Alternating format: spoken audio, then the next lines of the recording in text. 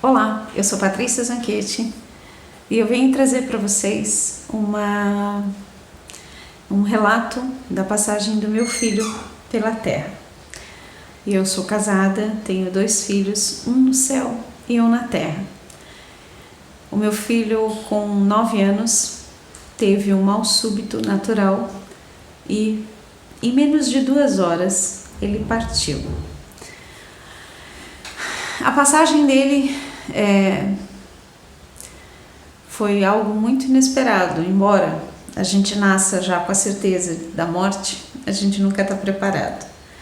E isso é muito difícil a gente conseguir lidar com as perdas de um modo geral. Mas quando a gente fala na partida de uma criança, é difícil, principalmente para a gente que é mais velho, ou para os mais idosos, é difícil uma avó, um avô ver um neto, uma criança partir, né? A imagem que se tem na mente era para eu estar no lugar deles.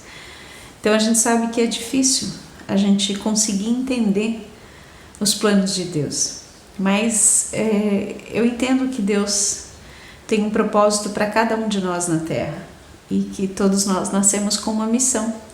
E a partir do momento que a gente cumpre essa missão, então nós partimos. Para onde vamos depende de como fomos. Mas enfim, isso é assunto para uma outra conversa. Então, às 3, no dia 28 de janeiro de 2020, às 3 horas da tarde, meu filho se queixou de uma dor de cabeça. E eu disse, meu filho, deve ser porque você ficou muito tempo no tablet.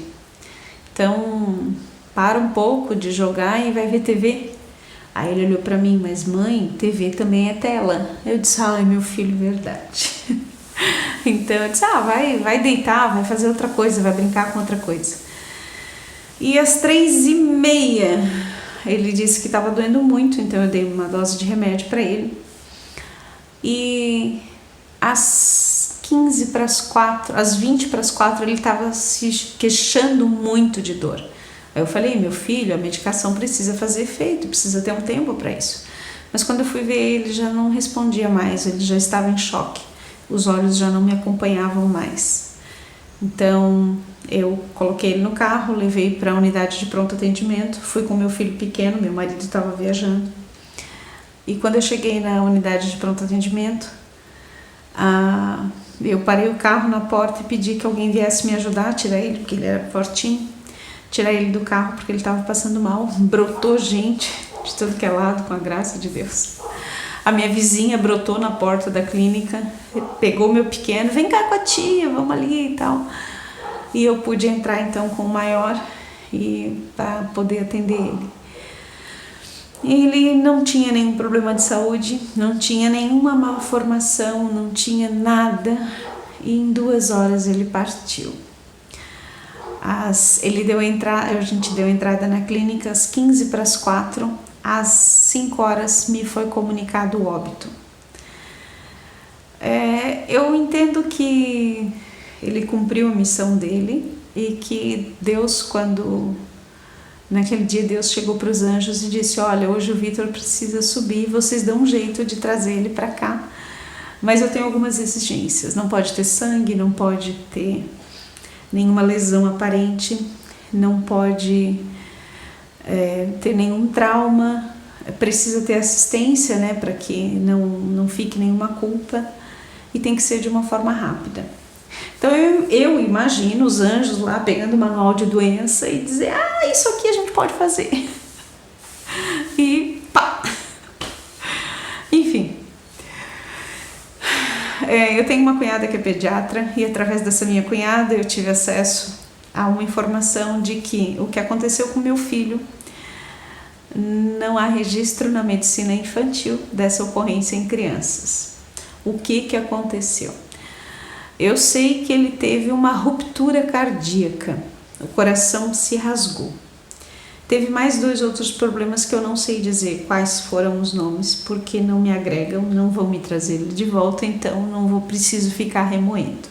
Mas eu consegui recordar do atestado de óbito foi essa ruptura cardíaca. Então a dor de cabeça era porque não chegava sangue na cabeça, porque o coração parou. Não parou, mas o coração se rasgou. Enfim, o meu Deus é o Deus do impossível. Quando Ele quer, Ele faz as coisas do jeito que tem que ser, embora não seja do agrado da gente, mas é do dele. E a gente precisa aceitar e compreender isso.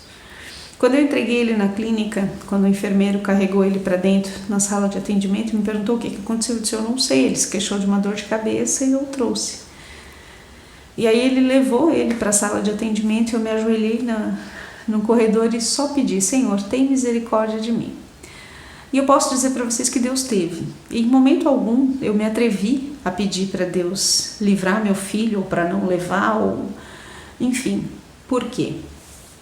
Porque eu tenho a consciência de que nós nascemos com uma missão e que estamos aqui de passagem e que Deus sabe de todas as coisas.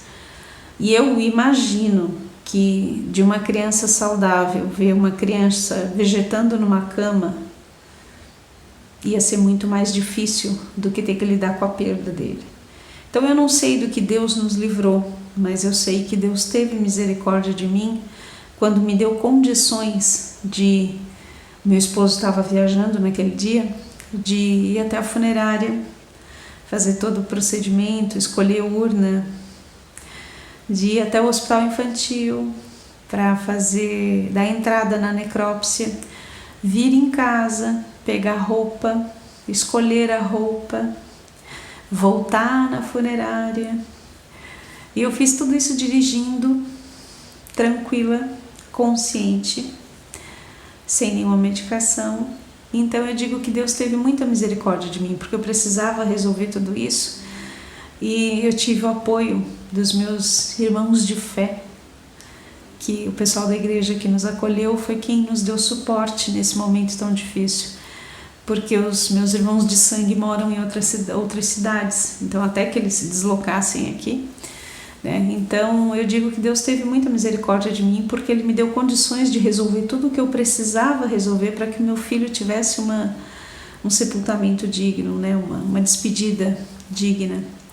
Então eu digo que Deus foi maravilhoso e Ele já vinha cuidando de nós há muito tempo e nos preparando, e eu digo preparando em várias situações. Cada vez que a gente conversa com alguém, a gente lembra de uma coisa, olha só, isso já era a mão de Deus lá atrás e a gente não sabia.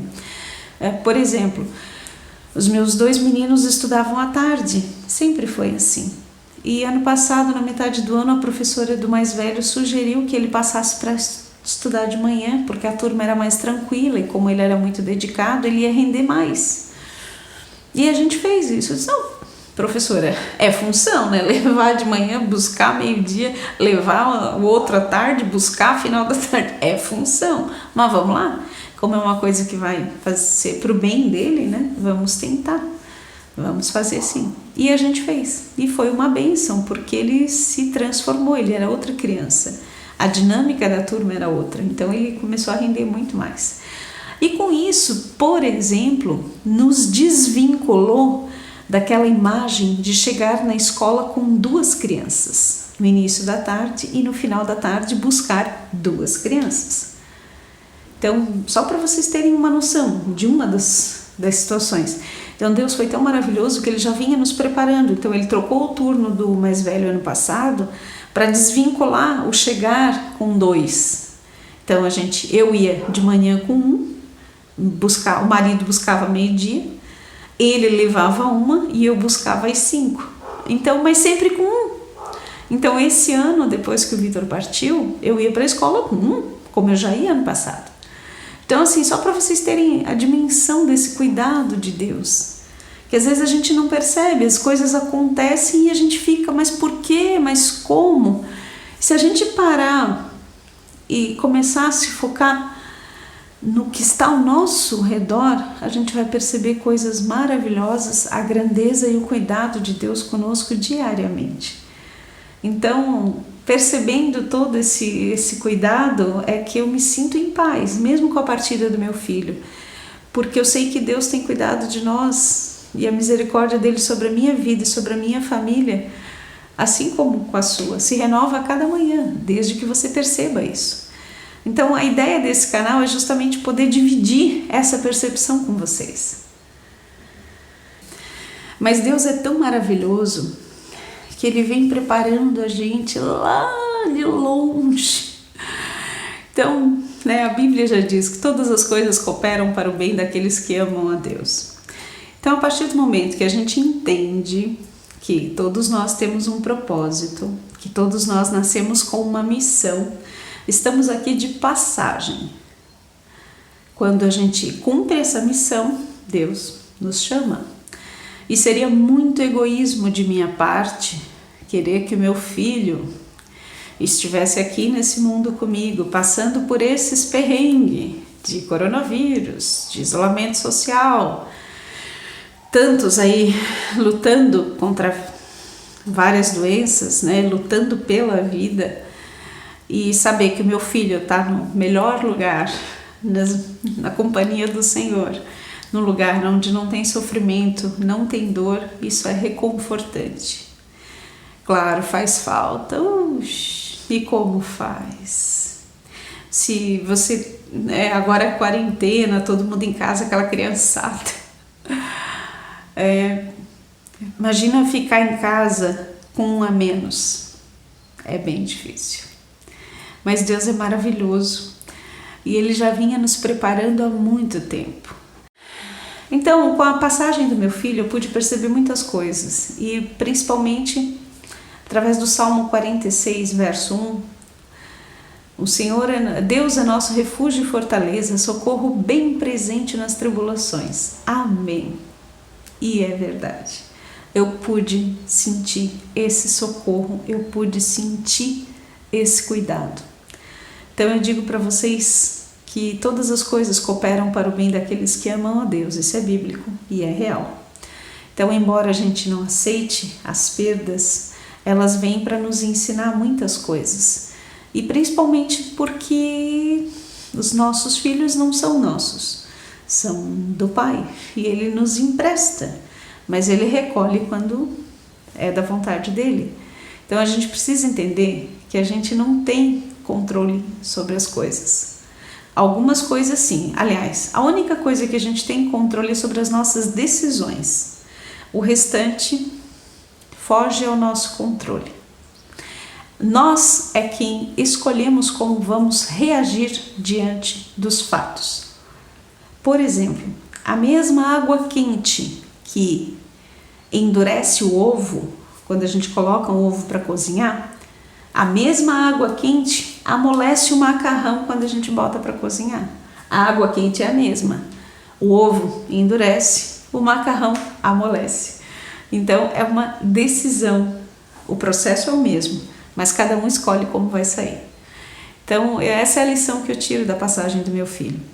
Então nessa passagem eu pude perceber a fragilidade da vida. Às vezes a gente diz, amanhã, depois, ano que vem, quando eu casar, quando eu me formar, quando?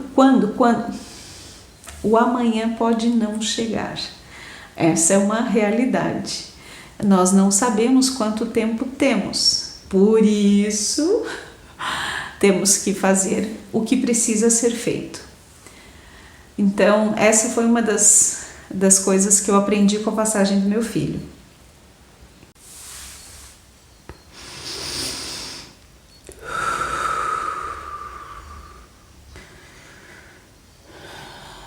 Santo Espírito, és bem-vindo aqui. Vem inundar, encher esse lugar. É o desejo do meu coração. Sermos inundados com tua glória, Senhor.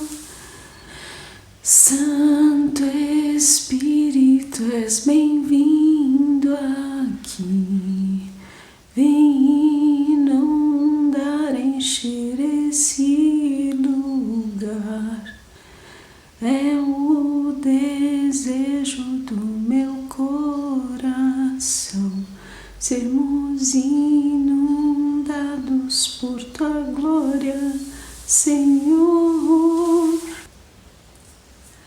Então, com essa experiência, a gente pode aprender muitas coisas, né? E inclusive que Deus está no controle de todas as coisas.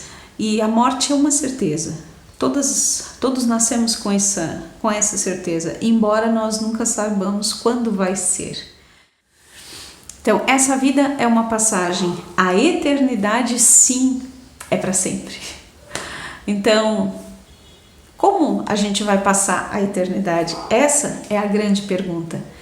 Então a gente precisa compreender que as coisas, a única coisa que a gente tem controle são sobre as nossas escolhas. Nós escolhemos como reagir diante das situações. Por exemplo, eu perdi um filho em janeiro, mas eu escolhi viver pelos que ficaram. Então, o meu esposo fez aniversário, eu fiz um bolo para ele em fevereiro. Ah, mas um bolo de aniversário? Ele está vivo, eu preciso celebrar a vida, é uma decisão minha. Meu pequeno fez aniversário, ai, mas a gente está de luto, tu vai comemorar? Eu vou comemorar. Ele está conosco, ele está vivo, não é justo ele ser penalizado por isso. Então eu fiz aniversário, comemorei aniversário. Pouca gente, né? Coronavírus. Mas enfim, então a gente precisa celebrar as pequenas coisas, a gente precisa fazer aquilo que tem que ser feito. Não dá para deixar para amanhã, porque o amanhã pode não chegar. Então essa é a mensagem que eu gostaria de deixar para vocês. Deus é nosso refúgio e fortaleza, socorro bem presente nas tribulações. Que essa mensagem possa ser uma sementinha plantada no seu coração e que o seu coração possa ser uma terra boa, que ela germine e dê frutos, para que através desses frutos você possa colher a paz de Cristo. Que Deus te abençoe.